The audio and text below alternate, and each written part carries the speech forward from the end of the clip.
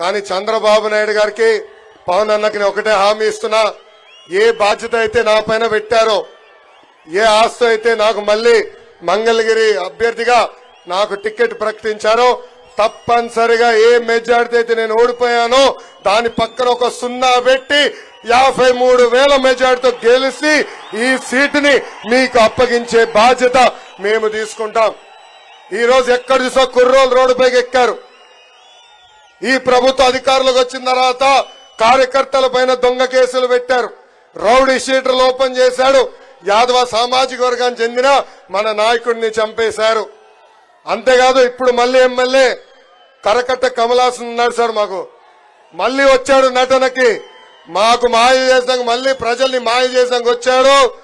మాకు 2 నెలల తర్వాత మాకు వదిలిపెట్టండి సార్, వాళ్ళని మేము వదిలిపెట్టము, వడ్డీతో సహా చెల్లించాల్సిన బాధ్యత మా అందరి పైన ఉంటుంది.